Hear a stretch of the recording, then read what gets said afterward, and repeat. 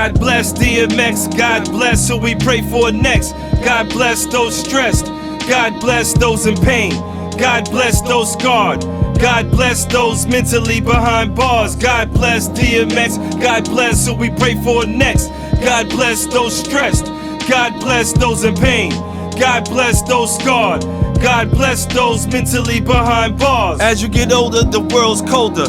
No sympathy, empathy, no feelings at all. No one you can call, no one you can trust, except God in the clutch. Emotionally drained, name with disdain, accustomed to pain. Modern day Cains, killing modern day Abels. Think the original a fable, not far them thoughts take you. Plans to prosper, next chapter happiness author. We all got demons, we all have reasons not to adjust. Ashes to ashes, dust to dust. Only God knows, only God understands. Faith in God is a must. God bless DMX, God bless who we pray for next. God bless those stressed, God bless those in pain. God bless those scarred, God bless those mentally behind bars. God bless DMX, God bless who we pray for next. God bless those stressed, God bless those in pain.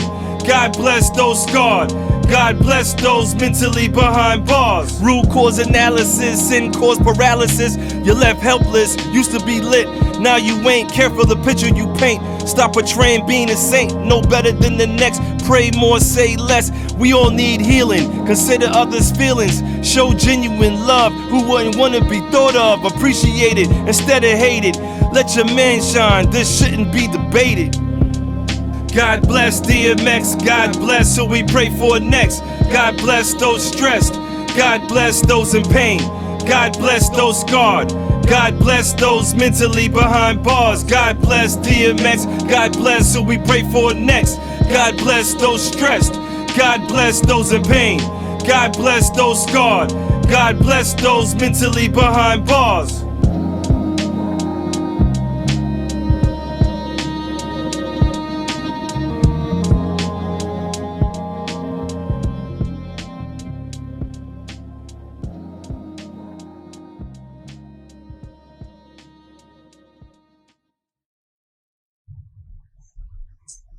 Hey, it's the Advocate, and today I have the pleasure of interviewing a colleague of mine, Maritza Centino. Yes, hi. And she is a medical caseworker. And today we're going to answer a few questions and get some answers about her field. Yes. Welcome to CJ Cares podcast. How are you doing today? I'm good, Carlo. Thank you for having me. Very well. I wanted to ask you a few icebreaking questions first. Sure. When we first started. So are you team Apple or are you team Android? Team Apple. Team Apple. Yes. And how long have you had an Apple phone the whole time? Wow. Since it came out. Right. And what would you say is your favorite vacation? My favorite vacation. There's plenty, but my cruises. When I go on a cruise, because you get to see different islands and see what the islands have. Okay. And what would you say is your favorite theme song for yourself? Do you have a theme song for yourself? A favorite song? Your go-to song? Optimistic. Optimistic? Yes. Yeah, who's that by again? I don't recall, but it was an old It is an old song, yeah. I don't remember the name, but it's Optimistic. Yeah, if I remember, I'll tell you by the end. Definitely. And where do you see yourself in the next 5 years? Welcome to Line 3 Bikes. Line 3 Bikes is in the business of creating works of art inspired by and catering to the urban cycling lifestyle. Let Line 3 Bikes show you where creativity and innovation intersect. Get started on making your dream bike a reality. Check out the new fragrance by Tess, Tess44. Go to www.mytestimony.com to purchase yours now. Well, hopefully in the next 5 years, I want to see myself leading an organization for young women for them to know their worth, their value, and then know that they can do whatever they want in this world. Definitely. Now, when I encountered you, we were walking in and outside of a hospital, Yes. and I recognized that you were a nice person. I could see it, right? And I think that that's what resonated with our rapport when we first met. Yes. And you are a medical case worker. That's correct. Medical case manager for patients with HIV. Right. And how long have you been in that position? I just started in January. Wow. I just started in January. And how are you liking the experience? Oh, I love it. Love it. It came to be that I wasn't sure in life what I wanted to do. And I guess God just opened this door for me for medical case manager. And now I know what I want to do.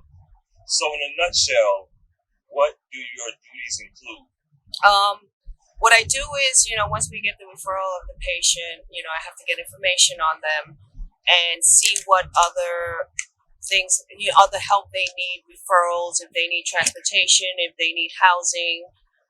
Those are our duties, and make sure that they're taking their medications and just being there and knowing that it's a safe place for them to be. And even if they need food pantry. So this is what it's like, the guidance for them to help them to get themselves together.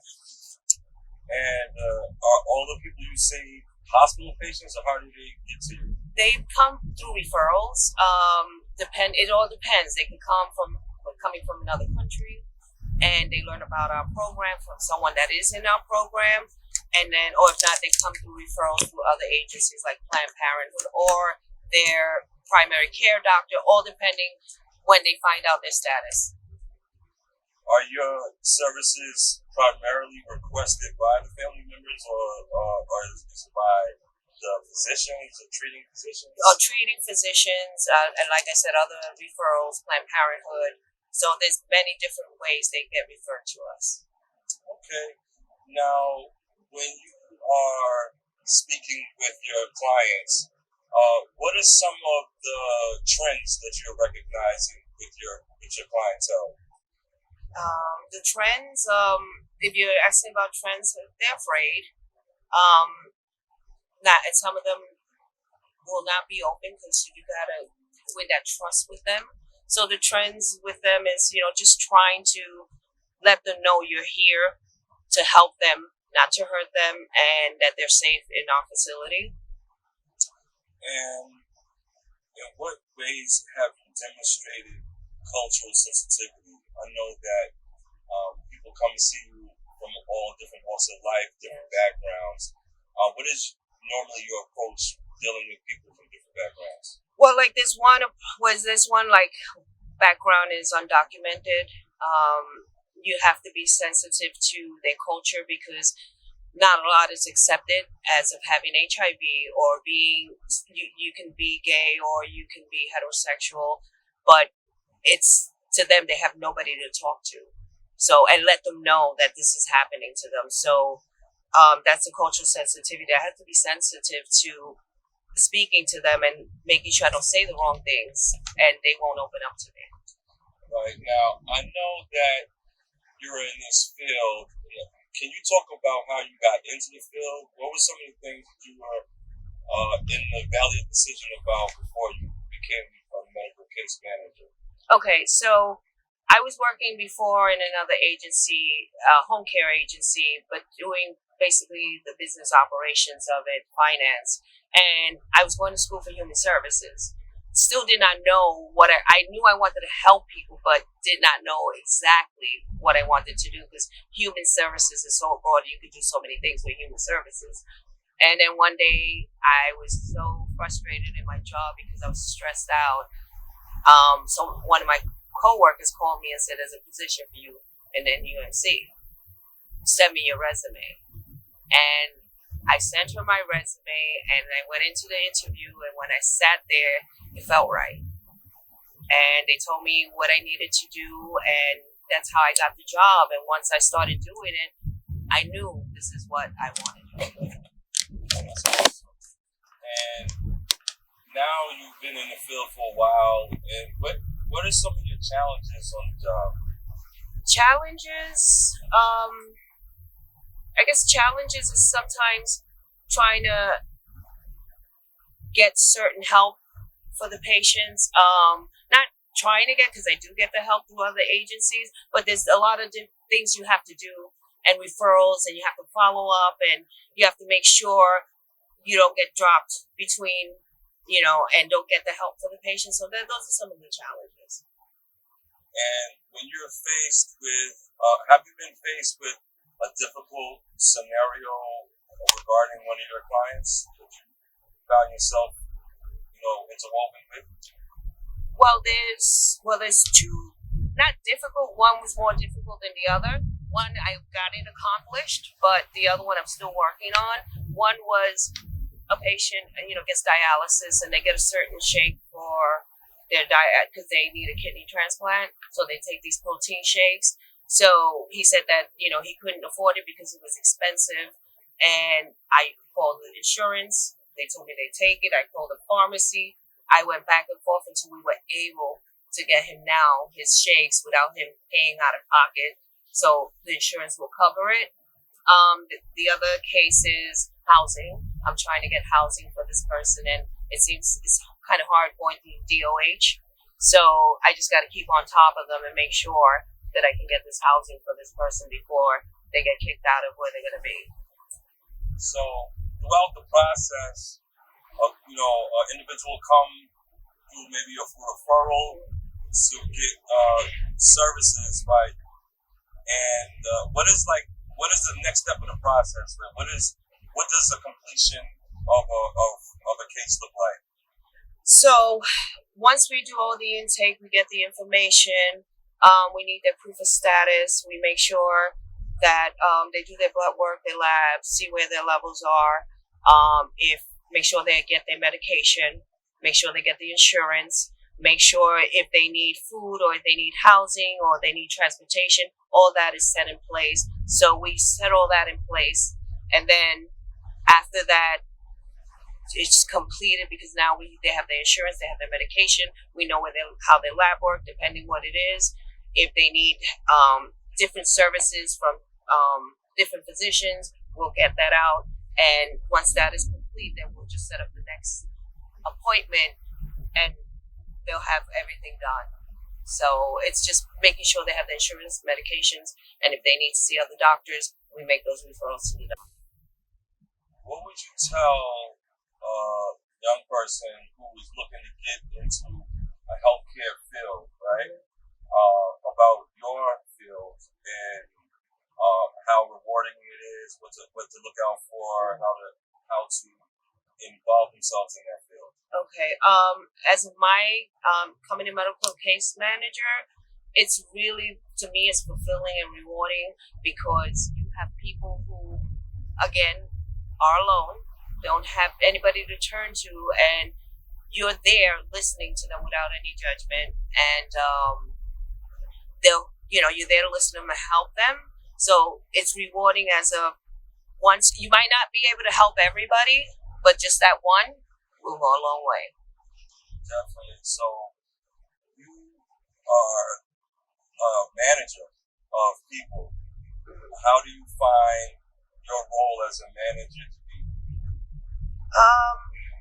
Well, I find it great because it's manager of patients because a manager of the department.